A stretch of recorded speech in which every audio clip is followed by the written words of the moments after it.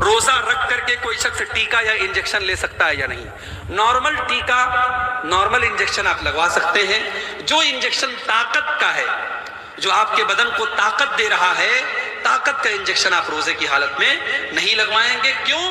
کیونکہ وہ غذا کا کام کر رہا ہے، وہ آپ کے بدن کو غذا پہنچا رہا ہے۔ تو روزے کی حالت میں جیسے ہم منہ سے غذا نہیں لے سکتے، ایسے کسی بھی باڈی کے طریقے سے ہم غذا اندر نہیں پہنچاتے۔ لیکن دوا ہے تو دوا کے طور پہ نارمل انجیکشن ہم لے سکتے ہیں۔ روزہ رکھ کر خون دے سکتے ہیں یا نہیں؟ دے سکتے ہیں۔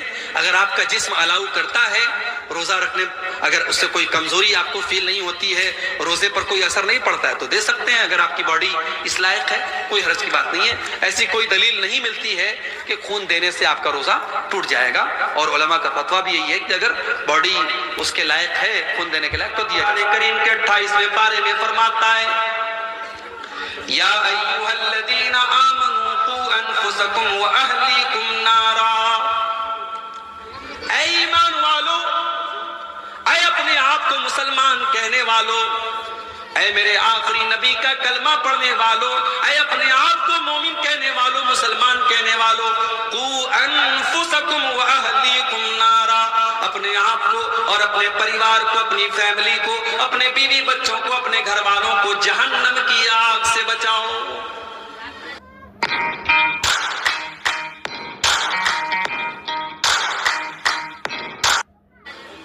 یا اللہ، ہم نے دنیا کی آگ دیکھی ہے، کسی کی دکان میں شارٹ سرکٹ لگ جائے اور آگ لگ جائے، ہم نے دیکھا ہے پوری دکان جل کے راکھ ہو جاتی ہے۔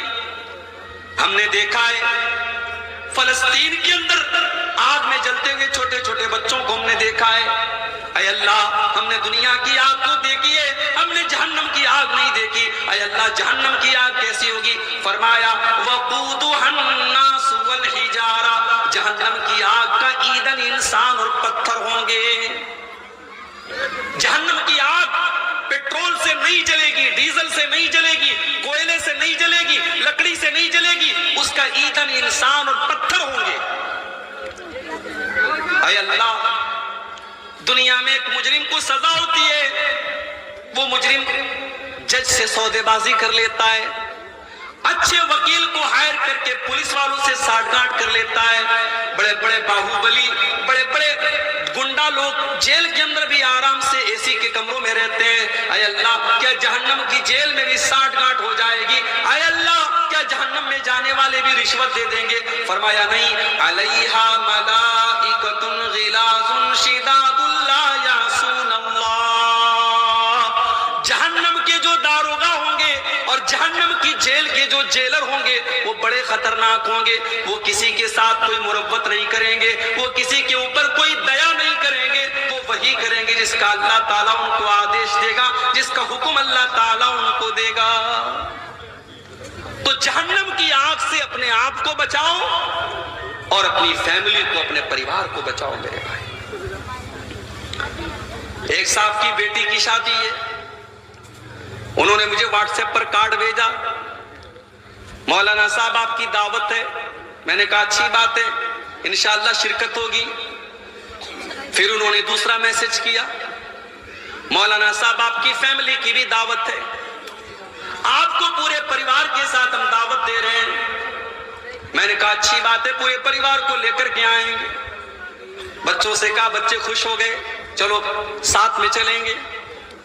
میرے بھائیوں، ہم کسی اچھی جگہ جاتے ہیں تو پریوار کو لے کر کے جاتے ہیں، ہم کوئی اچھی چیز کھاتے ہیں تو پریوار کو ساتھ میں شامل کر کے کھاتے ہیں، ہم اپنے پریوار سے محبت کرتے ہیں۔ اللہ قرآن میں کہہ رہا ہے قوا انفسکم واہلیکم نارا، اے ایمان والو، جس پریوار سے تم اتنی محبت کرتے ہو، جس پریوار کو تم شادی میں ساتھ میں لے کے جاتے ہو، گھومنے پھرنے ساتھ میں لے کے جاتے ہو، شاپنگ کرنے ساتھ میں لے کے جاتے ہو، جس پریوار کے لیے تم دن رات قربانی دیتے ہو، قوا انفسکم واہلیکم نارا، اے ایمان والو، اپنے آپ کو اور اپنے پریوار کو جہنم کی آگ سے بچاؤ، جہنم کی آگ سے بچاؤ۔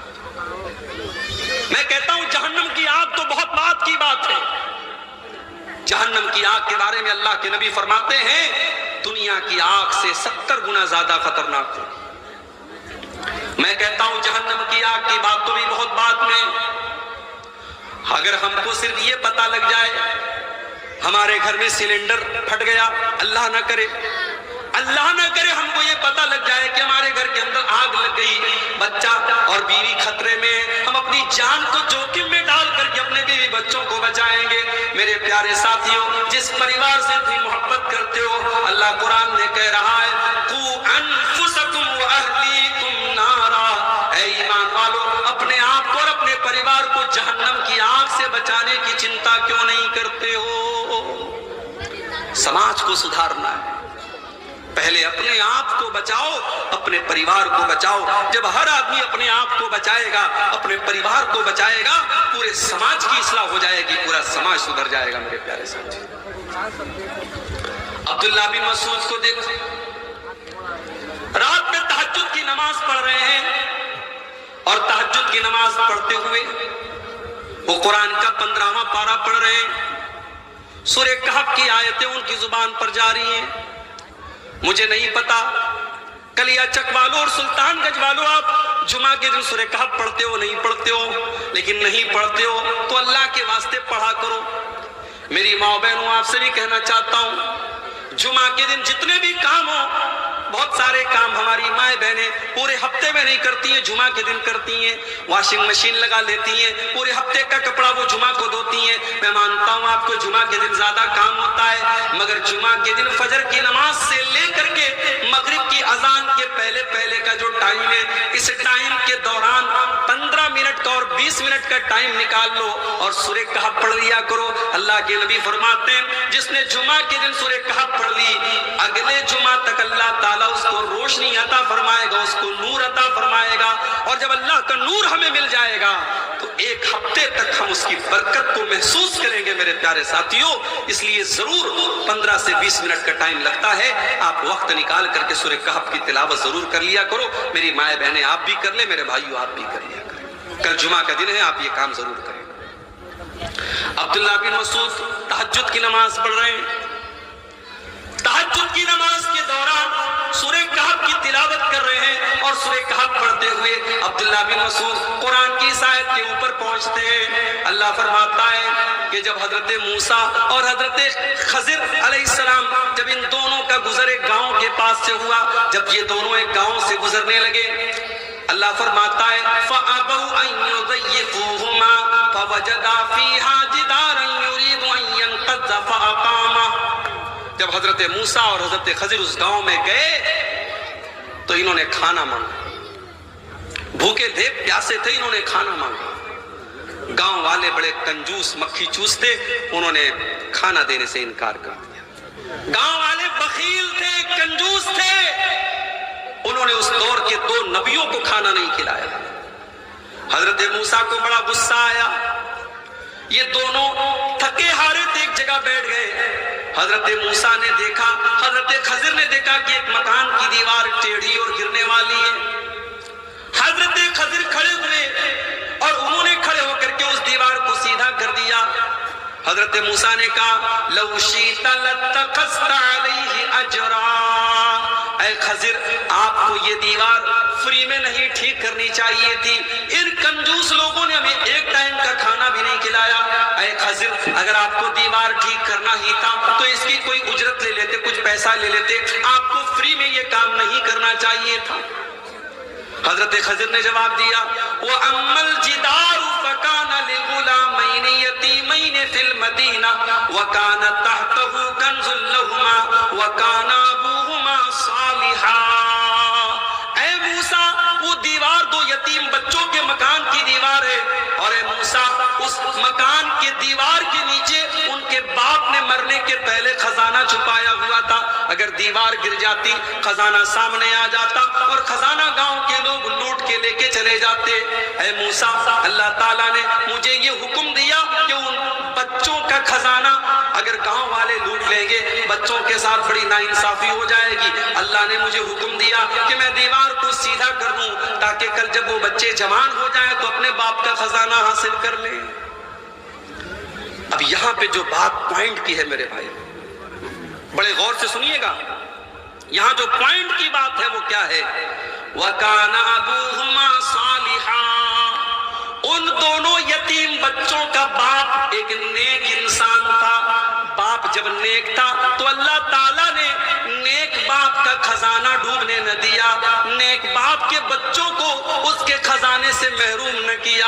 عبداللہ بن مسعود جب قرآن کی اس آیت پر پہنچے وَكَانَ أَبُوهُمَا صَالِحًا، ان بچوں کا باپ ایک نیک انسان تھا۔ اس آیت کو پڑھ کر کے عبداللہ بن مسعود رونے لگے، ان کی آنکھوں سے آنسو بہنے لگے۔